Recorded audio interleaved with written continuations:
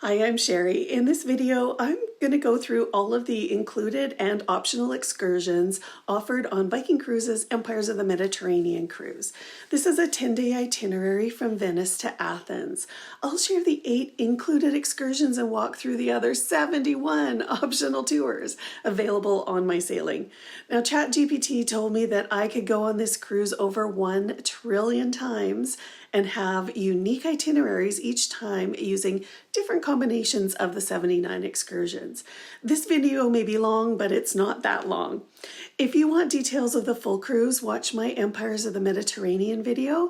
And if you specifically want details about the food on this cruise, then please check out my video, Detailed Food Review.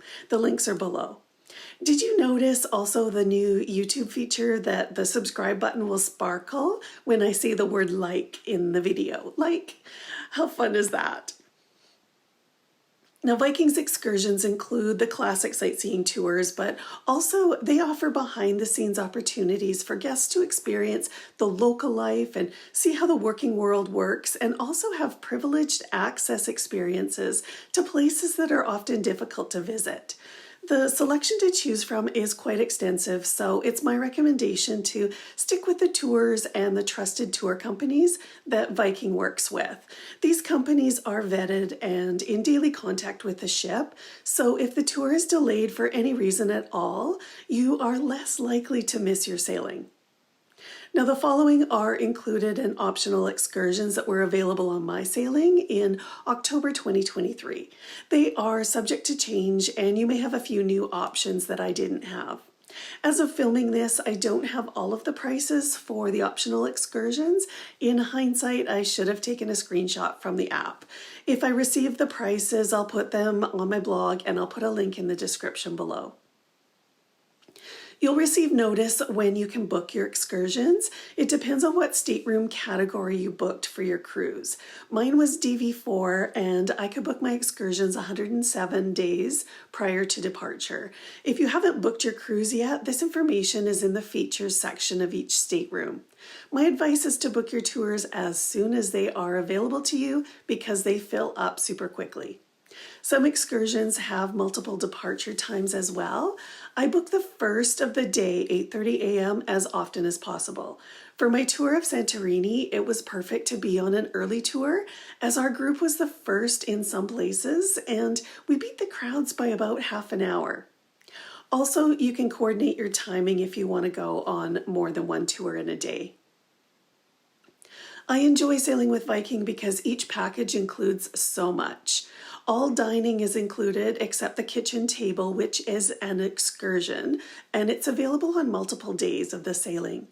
I sailed on a different cruise line recently, and it seemed like every time I turned around, somebody was trying to sell me something extra, like photos, or aggressively selling me spa treatments, or bidding in an art auction, and so on.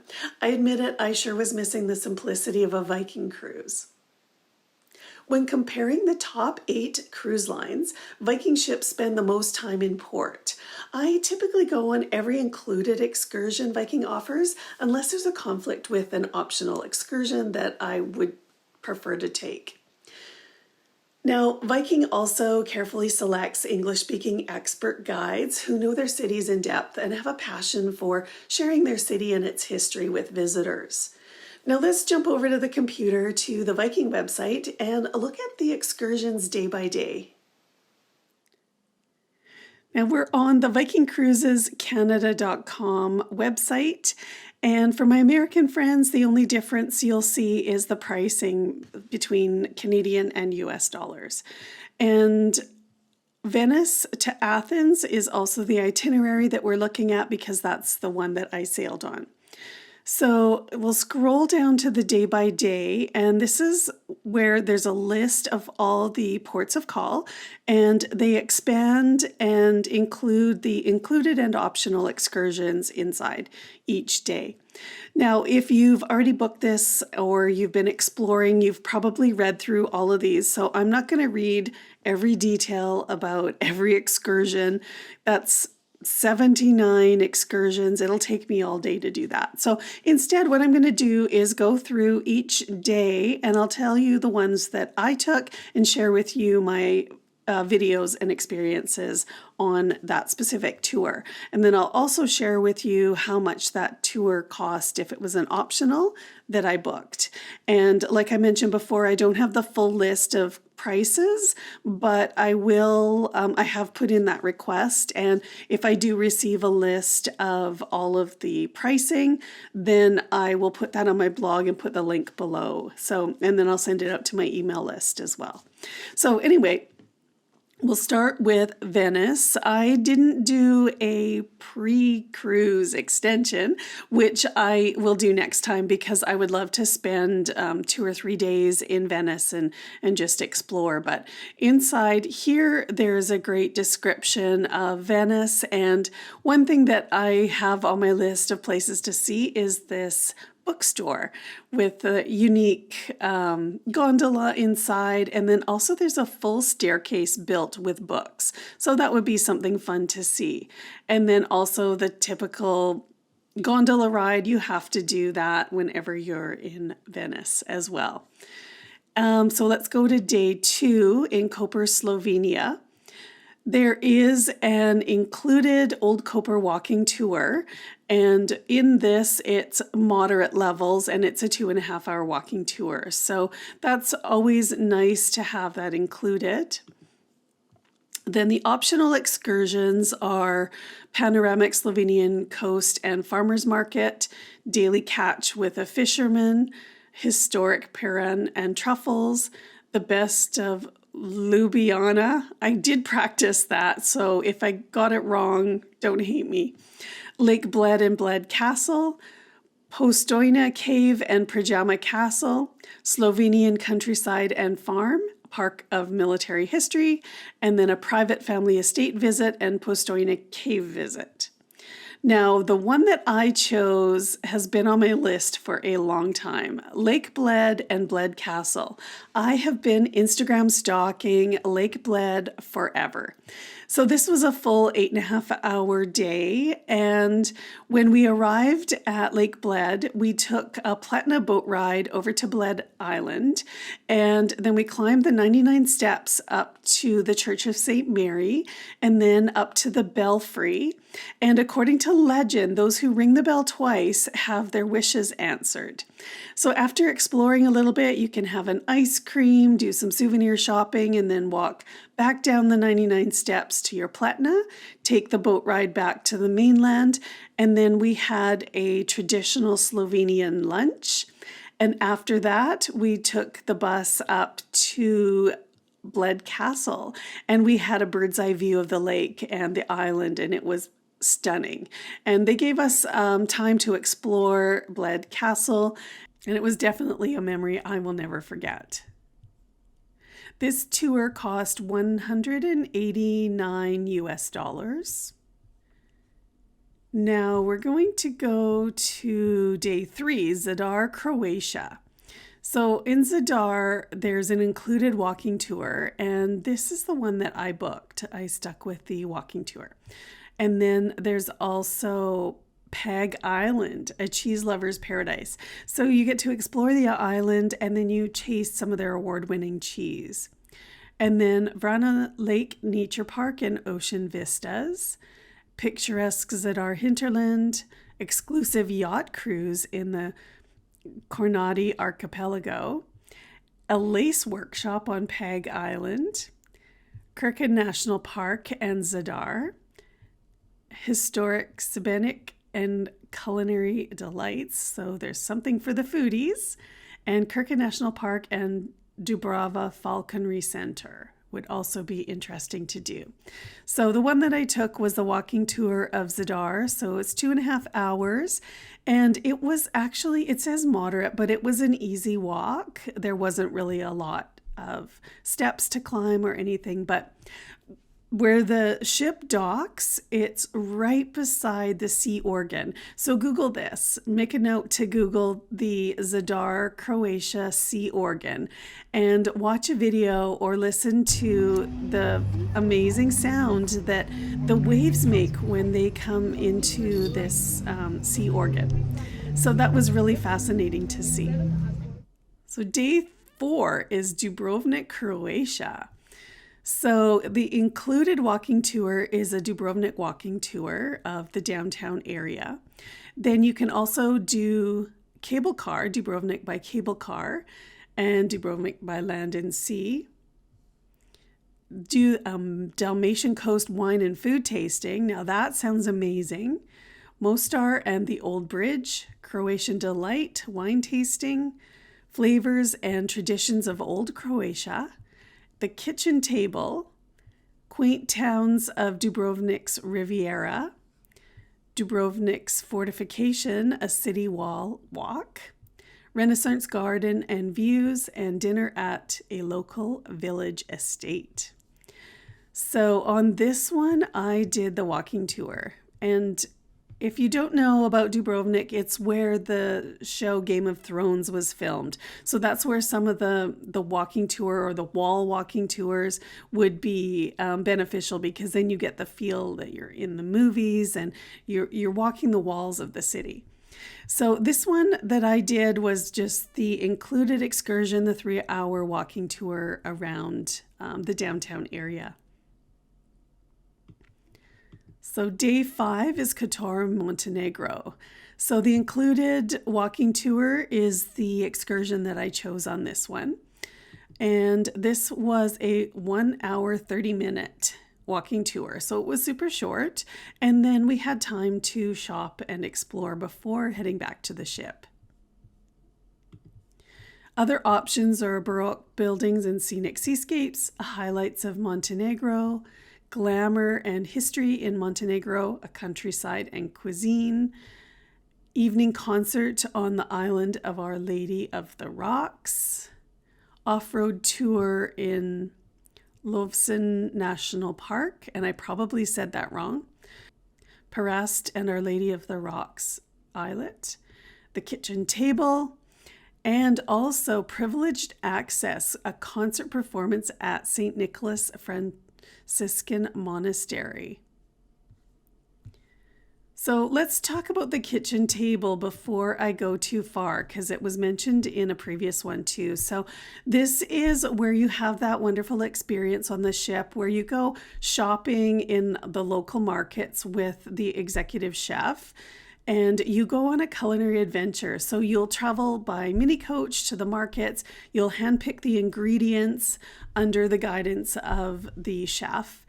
And then in the evening, you will dine on the regional dishes prepared by the culinary team. So you get to partake in choosing the ingredients and doing the shopping and all of that stuff. So you can also watch how they plate all of the dishes and watch how they cook, the special techniques, and make the presentations and all of that fun stuff. So you're right from the markets to the ship and to plating and serving and then eating it. So day 6, we visited Corfu, Greece, and this shore excursion that I took was the included walking tour, the panoramic Corfu and Old Town walking tour. And we visited the UNESCO World Heritage Site, and it's just a beautiful little town to walk through. I did some shopping and bought some olive oil and also some kumquat liqueur. I don't know if you've ever tasted it, but when you go there, go sample some kumquat liqueur. I bought 6 little bottles. Each one is different. So I'm still, actually, I think I still have 2 left to taste some of the cream liqueurs. And then I'm not even going to begin to pronounce how to guess how to pronounce that. There's a monastery and a Corfu tour. Corfu by mountain bike if you're very active. Corfu by 4x4 vehicle. And then a coastal view by boat and Old Corfu. And then Corfu's natural and historic riches. Traditional flavors and modern cuisine of Corfu. That's great for the foodies. And then scenic Corfu and Theotokoi Estate and Winery. Now, I wanted to go on some of the foodie tours, but I had booked my cruise too late and they were full. So definitely book as soon as you have the opportunity. Next, day 7 was Olympia, Greece. And this was amazing. I did the included ancient Olympia tour, which was 4 hours, and it's also obviously a UNESCO heritage site. And we did get some time to walk around downtown Olympia as well. And I ended up going back to the same store that I had bought a ring at in 2008. And I had lost part of the ring. It was a triple ring, and one of the rings of the triple ring got lost. And I went back to the same store and I bought the exact same ring, handcrafted by the jeweler, and he sized it for me there. He took the plating off because I wanted just plain silver. So he just did it all while I was standing right there, and I bought the same ring. So I'm super happy. And then also, of course, walking around ancient Olympia was very amazing, and walking where the gladiators and the ancient Olympians walked. It was just something to ponder about when you're actually walking through that whole area. And then also there's another tour, Ancient Olympia and Magna Graecia Farm.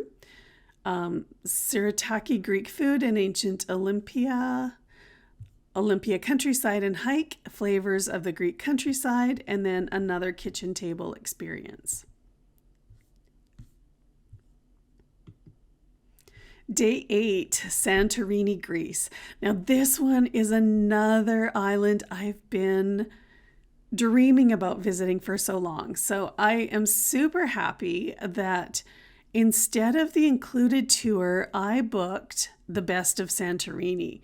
And this one is a full day, 8-hour tour of Santorini. There is a lot of up the stairs walking on this tour. So just to be careful, you know that anywhere on Santorini, you're going to have a lot of steps.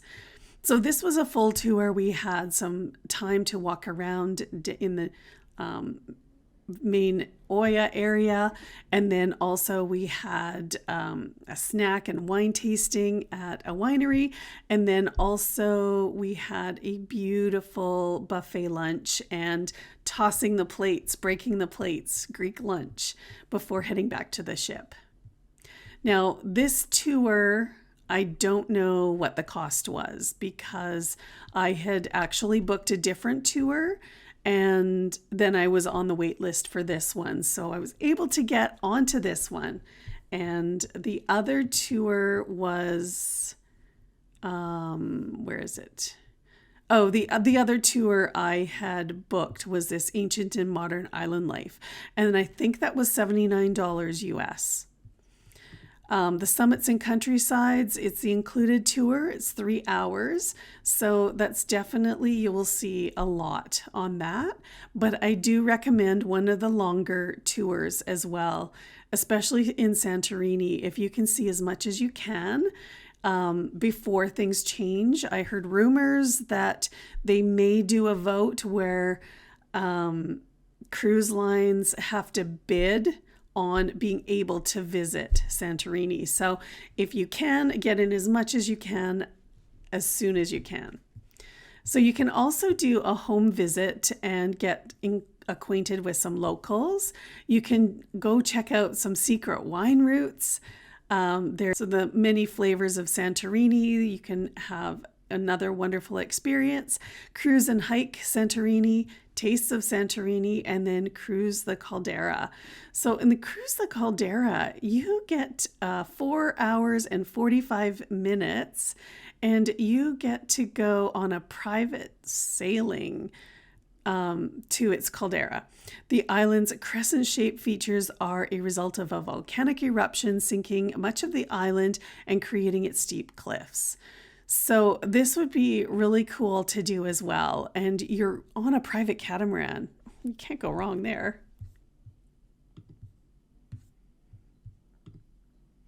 Day 9 in Athens, Greece. So the shore excursion that was included is the Panoramic Athens and Archaeological Museum. So I had already been to the Acropolis, so I didn't do the Acropolis tour, and I heard later that there was over 50,000 people at the Acropolis that day. So instead, what I had chosen to do is, let me scroll way down, Ancient Corinth and the Corinth Canal. That was a really nice tour. It wasn't busy. It was really, really nice. It's easy to walk around. It's a little bit uneven ground, but if you're careful, and the tour was slow, so that was fine. But it was a great 5-hour tour. We got to stop at the Corinth Canal as well and walk out to the bridge. We could stand in the middle of the bridge and take pictures of boats sailing right below us. And then also at Ancient Corinth, have the beautiful history, and it was an amazing day, sunny and gorgeous. So it was really nice to just have that little bit quieter experience, and we didn't have to worry about all the crowds and stuff that were in at the Acropolis. Now, some of the other options, I'll go back up to the top here. So the included tour is Panoramic Athens and Archaeological Museum. And then the optional excursions are the Acropolis and Plaka District by foot, Cape Saunion, Delphi and the Oracle, beautiful coastline and ancient wonders, the new Acropolis Museum and Plaka District, Greek island ambiance in the city and the Kanalopolis Museum, full Acropolis experience, Athens by electric bike, and of course the one that I took, the Ancient Corinth and Canal, and the Sanctuary of Artemis, and Ancient Corinth and olive oil. Now that one sounds like it would be pretty cool as well. And then the kitchen table experience as well. So it's nice to see that there are a number of kitchen table experiences spread out through the whole cruise. And then we'll go to, see if there's a day 10. This would be still in Athens, and then also you can look at perhaps doing some, I'll go back to the overview, some pre and post cruises. So in Athens, it would be the post cruises. So these prices are in Canadian dollars. So on the US website, you'll see different prices. But to pre Ultimate Italy and Tuscany and Best of Venice, and then Ultimate Italy, Lake Como and Verona, or just Venice, or Como and the Italian lakes. And then post, you can do Classic Greece, or you can do just Athens. So there's so many options. The only one that's fully guided is this Best of Venice. So within the Best of Venice, you will have a full itinerary. So if you're not comfortable exploring on your own, this would be a nice one to do, where you would have your tour guides and all of that.